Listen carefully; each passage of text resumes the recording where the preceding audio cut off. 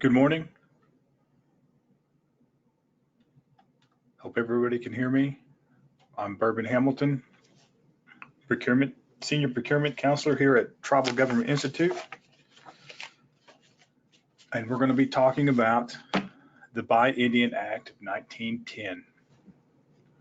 So this is a free webinar that we put on, and it's brought to you by the Defense Logistic Agency. And these slides will be available to everyone at the end of this webinar, and we'll email them to everybody who registered. So this webinar is for our PTAC clients. If you're not a client, you can go to our website, tgiok.com, and register there. It just lets us know that you would like assistance, free assistance that we provide. And right now, people are logging in. I might give them a minute or two. There's one client of ours who likes to wait until like 15 minutes into the webinar and then ask the most questions after we already covered it. So I'm just giving you guys a chance to log in.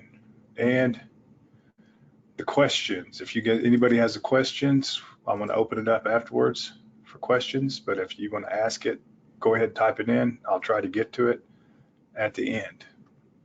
If not, I will email everybody questions.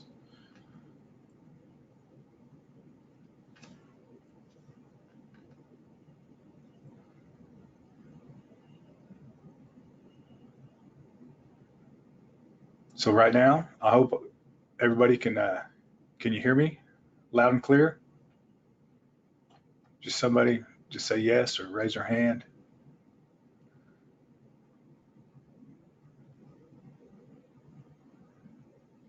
Okay, I guess you can hear me. I was told I sound like George Jones on my podcast, webinars.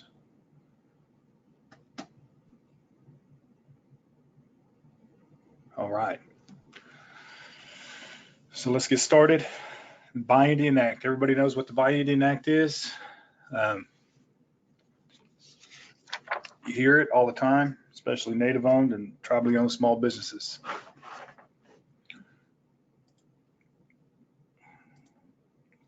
So for those of you who like to read the FAR, there are people out there that enjoy reading the FAR. It's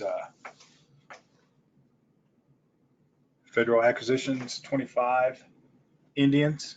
Title is Indians. There's a whole book about Indians in the Federal Register, Chapter 2, Section 47. That's what it reads. Employment of Indian labor and purchase of products of Indian industry. Participation in the Mentor Protege program. So remember, this law is 110 years old. So just think where we were 110 years ago. You know, Oklahoma was only 3 years old. And this is just not for the tribes in Oklahoma. This is for everybody in the United States.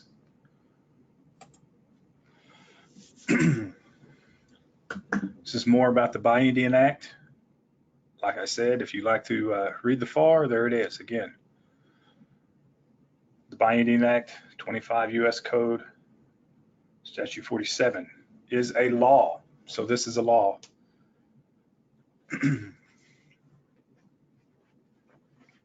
That authorizes the Department of Interior, including the Bureau of Indian Affairs, Bureau of Indian Education, and the Office of the Assistant Secretary of the Interior.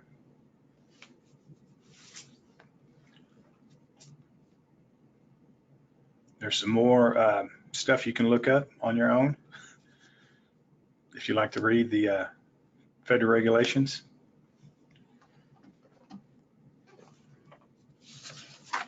So this law tells the federal government that they have to purchase stuff from Indians in those in those agencies: Bureau of Indian Affairs, Bureau of Indian Education, and the Assistant Secretary's Office. Also, Indian Health Service.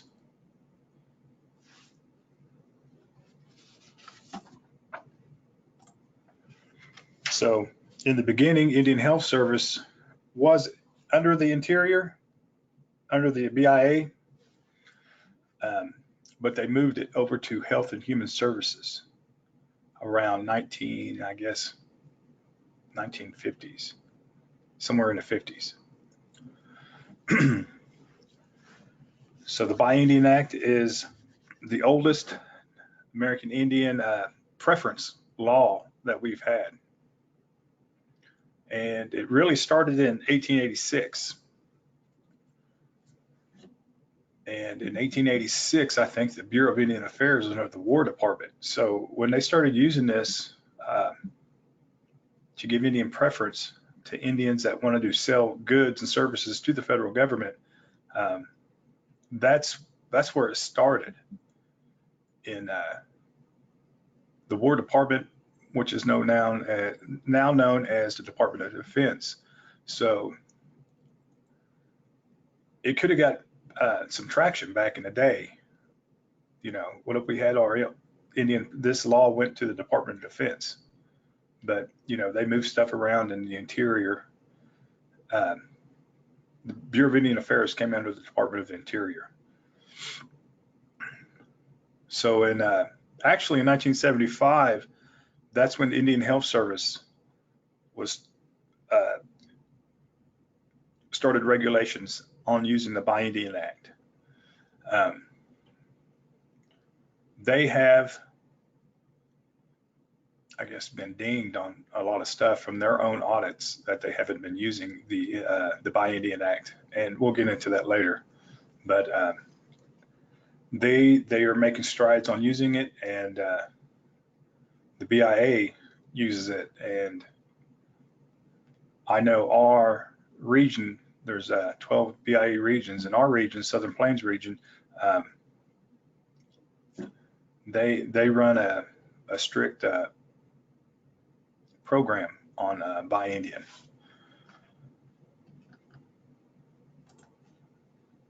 So who's eligible to participate and how?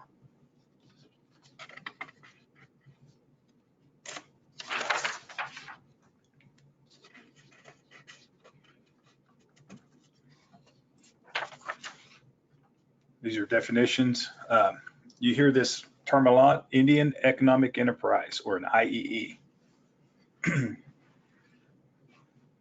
So if a individual or a tribe wants to start a business and do federal contracting with the Bureau of Indian Affairs, with the Assistant Secretary's Office, with Indian Health Service, these are things that you will have to do. And this is kind of tells you how to do it.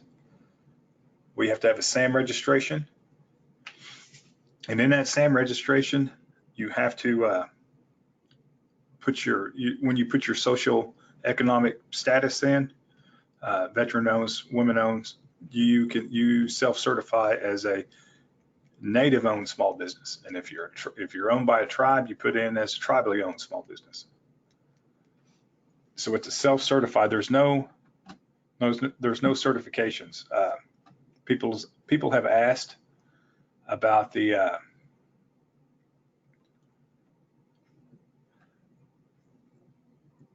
what is it? The Disadvantaged Business Enterprise, DBE certification. That's a different agency, different program. This is for the BiIndian Act. And so if you're a disadvantaged business enterprise and you want to, and you have that certification, it doesn't count unless you click the box in SAM on your SAM registration.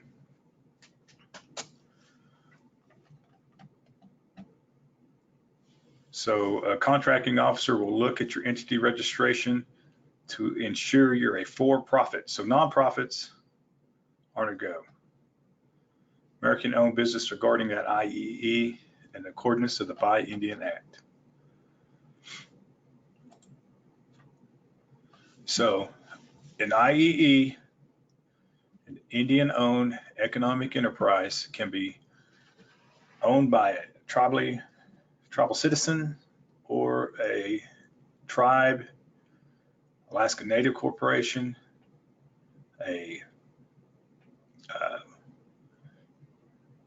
Native Hawaiian organization, and this is the Federal Register to see if you, the Indian tribe you belong to, if you're a registered member, or if your tribe is on the Federal Register. That's the roster to make the starting team.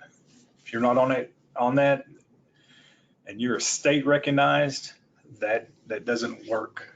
State recognized 501c3s, Native organizations don't work for this this program.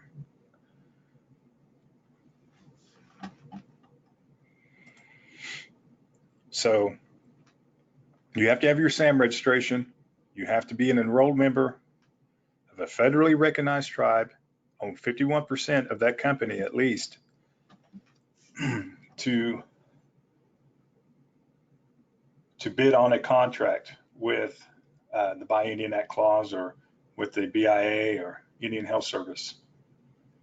At the time the offer is made, at the time of the contract is awarded, and during the full term of the contract. And you know, what's that mean during the full term? You know, somebody doesn't quit being Indian or a member of a federally recognized tribe, but they do sell portions of their company throughout the contract. And so to be eligible for that contract as under the BiIndian, you have to stay 51% owner.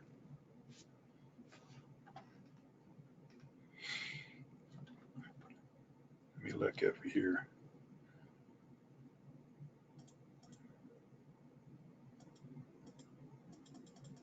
Yeah, so if you have a question, just type it in on over here on the right, and I'll try to get to it. All right.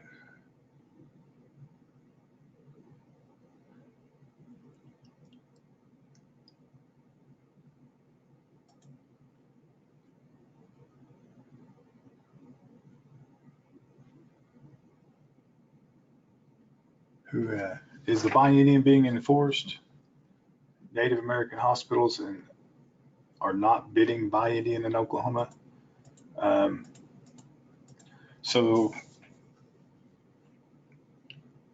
the BiIndian is being enforced on the Bureau side, Bureau of Indian Affairs side. Indian Health Service is all on their own.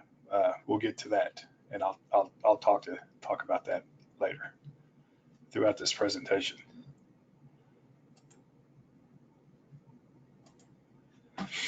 Okay, so your competition with the BiIndian Act. This is the thresholds. So one of your things that you have to, everybody has to know, I guess, or they need to do is accept credit cards. If you cannot accept a credit card, there's different programs out there where you can, you know, I'm not going to say use,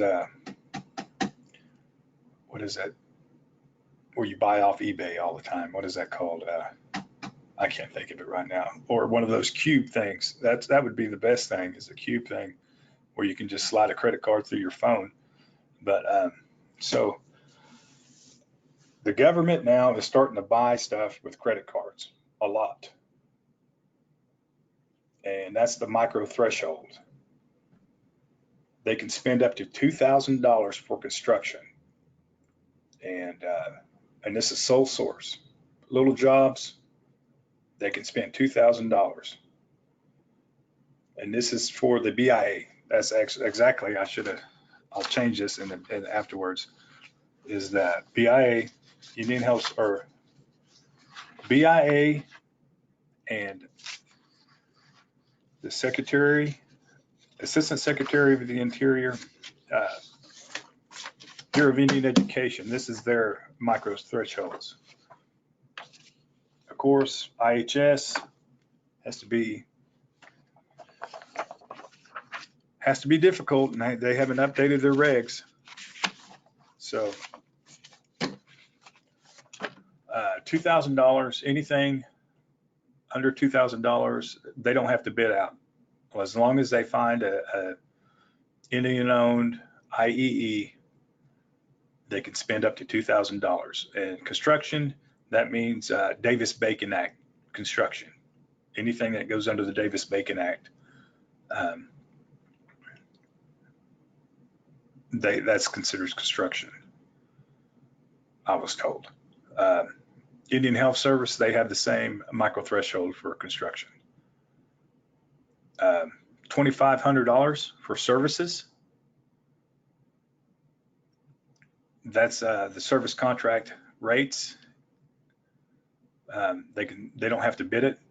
If it's under that, they can just sole source it. If it's 2,500 or more, they have to bid it out. And this is a new one. This is where Indian Health Service differs from the BIA and BIE and Assistant Secretary. $10,000 for supplies. Indian Health Service is still at $2,000. So yeah, their cards, they can take their debit card or their government card, credit card, and spend up to $10,000 on it for supplies. They just have to find an IEE and buy it. That's a lot of paper. It's a lot of office supplies they can buy under that micro threshold. And this is a new one for BIA, Indian Education, and Assistant Secretary is $10,000 for professional services. So if they need some kind of environmentalist or a instructor at a BIE school or something, as long as that's under $10,000, they can sole source it for professional services. Now, when they get up to the, if it's a service contract rate, some service that's in the service contract, then that's when they have to bid it out. If it's that professional services, if they need a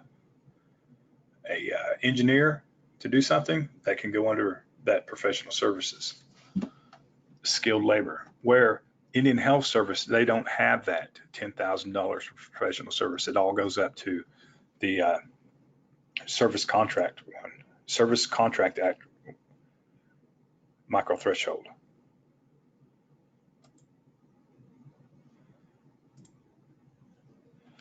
And here's another question about construction. Construction covered under the BiIndian Act includes construction of roads and Indian-owned land and Indian reservation. Roads are the primary access routes providing tribal government, including roads, villages, roads and landfills, drinking water sources. So if it's under $2,000, they can use the BiIndian on this.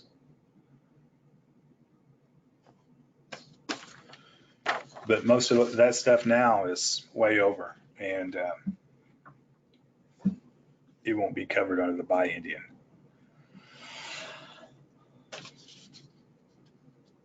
Okay, so the set-asides, when they have to bid stuff out, and it's over the micro thresholds.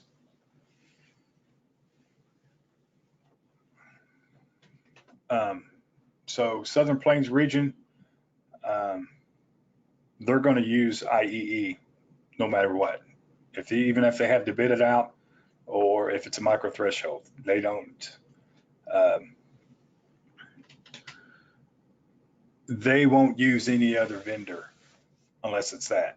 Now, Indian Health Service on their micro thresholds,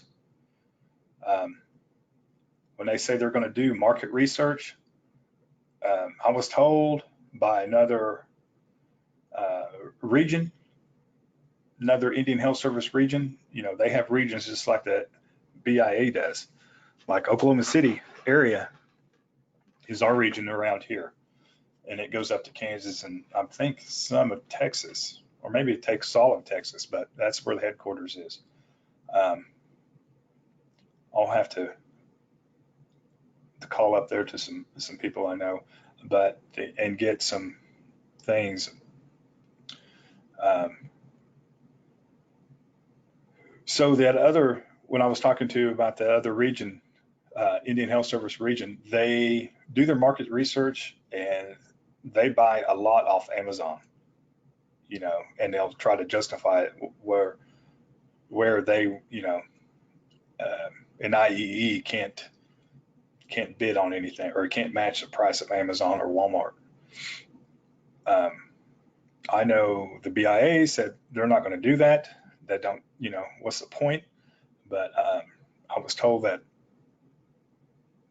other Indian Health area offices will do that on their when they conduct their market research. So this is our rule 2 on the contracting officer, or the KO. Will do their market research on a set-aside basis where their government will receive at least 2 reasonable and responsive bidders. So this is a rule of 2. I don't know if that's an actual rule or not. I think that's just people nicknamed it the rule of 2.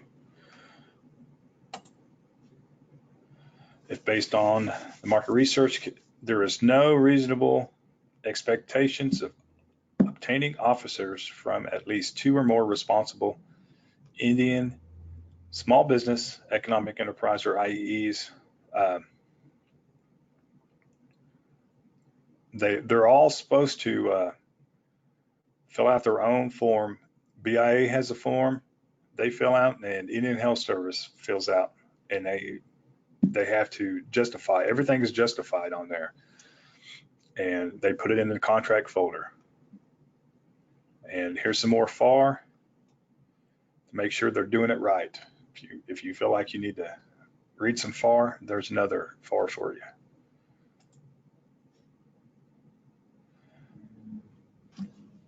If it's set aside and only one person bids on it and is unreasonable, so they will check. Because if you're the only, Indian-owned small business and you mark it up crazy, this is what they will do. Fill out their form. BIA and IHS will fill out their form and document everything. Then one of the things is resolicit, put it out there again, or extend it, or they will try to negotiate. It's always good to work with them. You don't want to get on their bad side.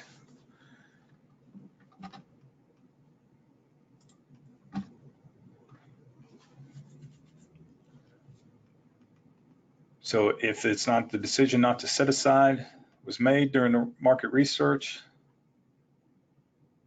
and at least 2 IEs are identified during the solicitation process, they can either they can cancel it or recompete it as an Indian set aside.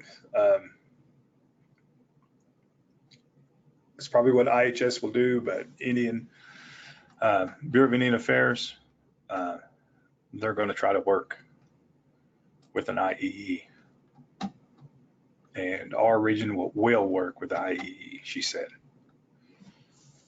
So if somebody's awarded, this goes to anything, if somebody's awarded a project and you don't think they're a member of a federally recognized tribe, you can always challenge. Or if the BIA awards a project to State recognized Indian tribe, you can always challenge it. These challenges happen, and I heard a story that it has worked. So you have to write a statement why you want to challenge it, and you send that out to the contracting officer. Yeah. So you have to write a letter, formal letter, probably send it either by email, or a lot of people send it certified, so they have to sign for it, and it's documented that way. But as long as you have a timestamp on that to the contracting officer, it should be good. Must be received by the contracting officer no later than 10 days after the basis of challenge is known or should have been known, whichever is earlier. Okay. Subcontracting. We can get into subcontracting. There's more FAR. Hope you guys like to read it, because there's a lot. Limitations and purchase orders awarded to IEEs pursuant in this part. Limitations of subcontracting are required when reserved for small business, and the amount is expected to exceed $150,000.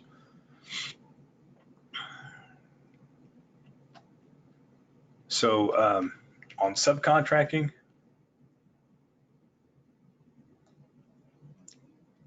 there are rules that you have to perform. So for services, you have to perform at least 50% of the cost of the performance with your own employees. That means when they say the cost, that means the labor. That's not the whole project, that's the labor. And supplies, I don't even know why that's in there. 50% of the cost of the manufacturing of the supplies. General construction will perform at least 15% with own employees. So the IEE will have to cover 15% of the labor. This is all labor in bidding a contract. And your subcontractors, to your subcontractors, especially trade contractors, same thing, 25% of the labor cost.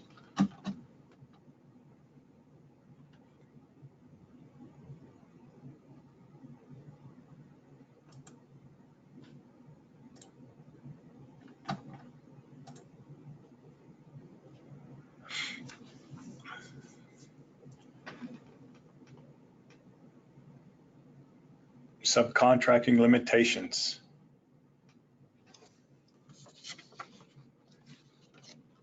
So this is an updated rule at FAR 52.219.14. I still don't understand it, but the FAR and the CFR, they don't, when you read them, it's confusing because they kind of they go against one another. So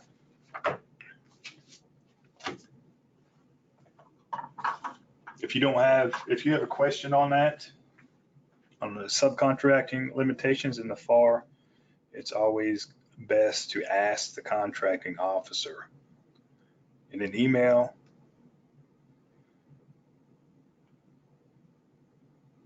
And always read the contract and follow it word for word. Print your contract out and mark it up.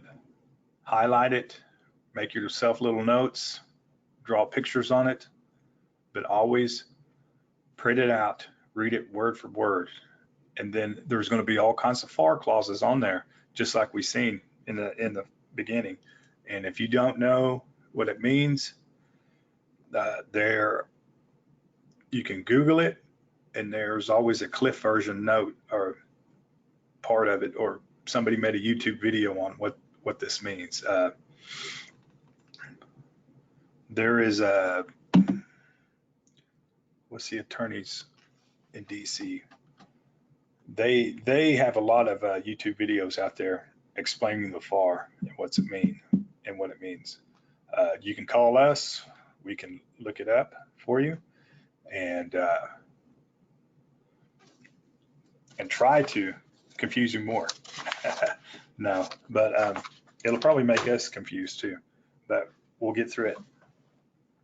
Okay, so this is the part where we talk about who, like the question that we talked about, Indian Health Service. This is what everybody got dinged on, GAO report. And I don't want to click on it and go through it because it's a wormhole. On July 9th, 2015, the U.S. Government Accountability Office released a report, GAO 15-588. There's a link to the PDF report.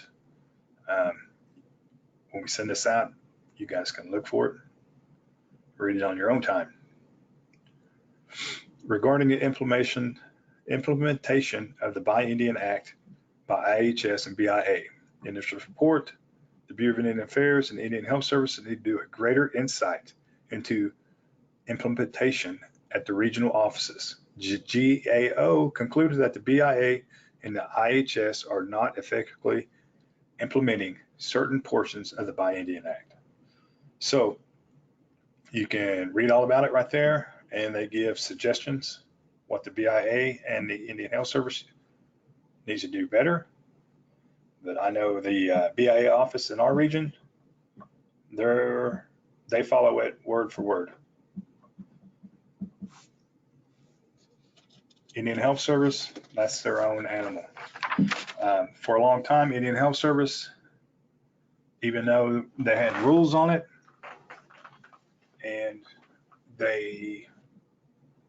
it said they had to use it, a lot of areas, offices didn't use it because they're not under the BIA anymore. They're under the Health and Human Services. So that's where they really thought they can get away with it. But as we know now, they got dinged on their own audit. Okay, so some important links. Beta SAM, everything's going to go to Beta SAM. All the, it's already there. Hope you guys know how to use it to look up Indian set-asides, or the BIA, the Indian Act set-asides for IEEs. It'll all be on Beta SAM. Once everything's migrated over, they'll take the beta off, and the old SAM will go away, and it'll just be SAM. Yeah, that's where you self-certify yourself as an Indian-owned an IEE. Also, Department of Interior, DOI.gov. That's the OSTPU page, Office of Small Disadvantaged Business Utilization. You can go there and try to look up forecasts of what the Department of Interior, BIA, and everybody's forecasting for the next year. Health and Human Services, that's the other OSTPU Office of Small Business Disadvantaged Utilization. Their office is out of Maryland. Seen that guy, the OSTPU guy, Jonathan, I think Nix, where he came to Rose State and did, he kind of got roasted by everybody at Rose State that day. I felt sorry for him, but it's their own fault. Indian Health Service, that's their small business webpage. There's some forecasts on there, but not all of them. And this one is supposed to be the latest, greatest. at the bottom here, hallways, CAP, GSA, federal business forecast. So everybody who forecasts in the federal government is supposed to post their stuff here. I know BIA is starting to do it, and who knows if Indian Health Services ever get around to do it, but it's supposed to be on that. Everybody's supposed to be on this federal business forecast website. All right, and that's our BiIndian Act introduction. I'm going to try to do a 2.0 in a couple of weeks and have special guests, maybe somebody from Indian Health Service and BIA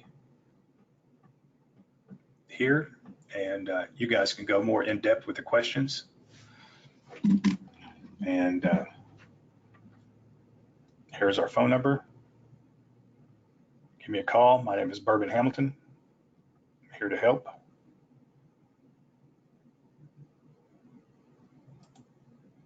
Okay, and we'll go to questions here on the side.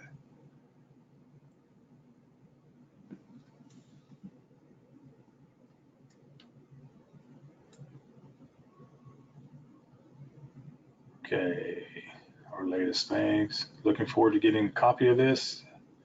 Victor, yes. Jonathan Ferguson, that's the guy.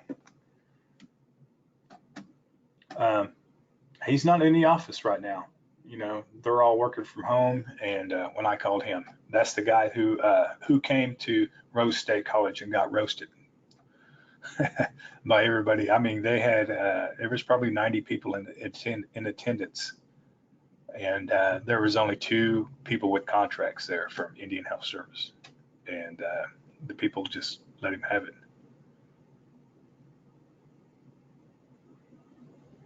Okay, what else? George, good morning, George. Okay, could you repeat the Indian Health Services? Is it $10,000? No, it's only $2,000 still for Indian Health Services. That's the micro threshold. I called Judy from Oklahoma City in the area office on that one to make sure. Judy, what is her name? I can't even think of her name, but she's the head contracting lady. Pertaining to construction contracts, not for BiIndian. I mean, if it goes under $2,000, they can do that for the BiIndian, but everything else will have to be open up bid.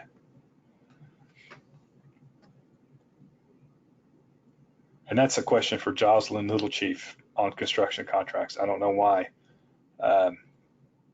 they don't set aside BiIndian for major construction contracts. You know, it's an old law, 1910. In 1910, when they wrote this, you know, there wasn't a lot of Indian tribes that got into construction. Or, you know, because of bonding also. A lot of Indian tribes couldn't float the bond. This BiIndian being enforced on Native American hospitals, Indian Health Service hospitals, not 638 hospitals. Indian tribes that have compacted the Indian Health Service program, and they have to present their own, let's say, their own the rules, procurement rules, or might become the same as the tribal law to them. But to me, I think my thoughts are that since it's Indian Health Service money, they should use the BIA or the BiIndian Act, which they don't. But so their laws could be, you know, greater or equal to what the BiIndian Act says. All right, is there any more questions? 638 hospitals. Yeah, so tribally, let's say compacted Is that the right form or word I'm talking about? 638, where they took over the Indian Health Service Hospital, W.W. Hastings, Cherokee Nation. That is ran by the Cherokee Nation now. The clinics, there's a lot of clinics out there. Osage Nation just compacted their clinics.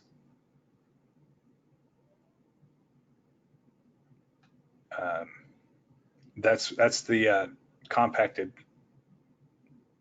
Indian Health Service programs and stuff like the tribes are taking over. Do I have a list of buyers of Southern Plains region? You'll have to do your own market research on that. I just know the Jaws and Little Chief. I can get that to you. Is that Victor? Most of their stuff is going to be on, or all their stuff is going to be on Beta Sam, and then there'll be a link to their website they use is like FedBid Connect or Fed Connect. They use a little site there where you register also. Judy, I'll get you Judy's last name.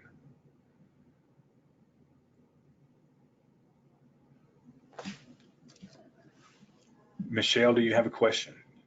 You just said yes.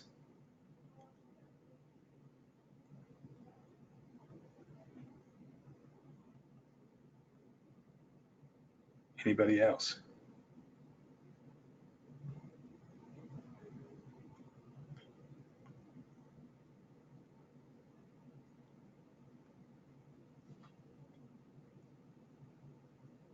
Southern Plains regions include Texas and Kansas. Yes. Have you ever seen a BIA map? Southern Plains, there's 4 tribes in Texas. And I don't even know how many tribes are on the western side of the state. So basically, Oklahoma, everything from I-35 east is called Eastern Oklahoma BIA region, and the west part of Oklahoma, Kansas and Texas is all the Southern Plains.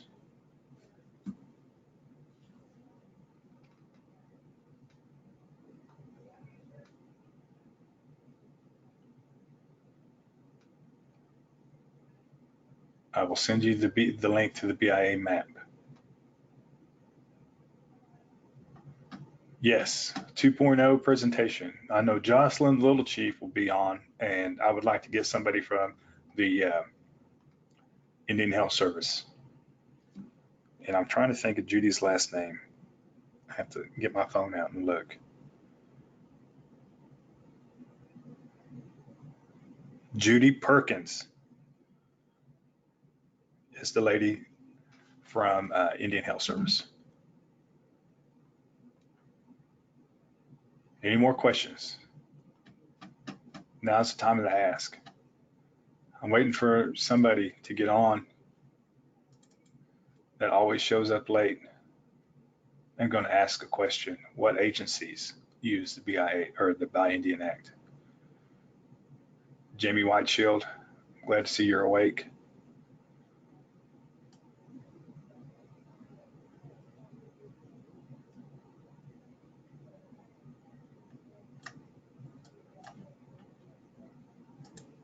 Any more? Oh, and I was supposed to give you. We'll have more different topics. If anybody has a topic that you want to bring up, BiIndian Act 2.0 is going to be another topic. I don't have a date yet. And then the other one, the previous one I did, Indian Incentive Act, I would like to call somebody from, be on the next webinar about that. There's going to be another 2.0 presentation, the guy from the Pentagon. So you guys can roast him on questions about why isn't there enough money in the Indian Incentive Program. And if you have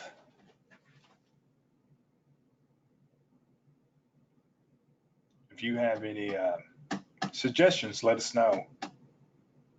Email or just email them to tgi@coxinet.net. The only suggestion that we had to do our next webinar on was price. How do we develop price? We can't develop your price. It's your price. You know, we can't show you how to come up with a price on your end.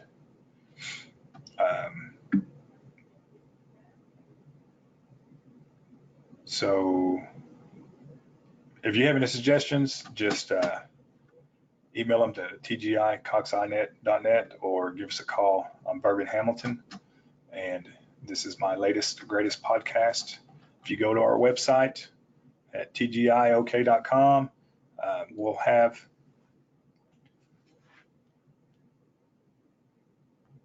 a list of our next webinars on there, and then you'll get emails also from us. CMMC is pretty hot right now, and my other colleague, Gary, he likes to do that one.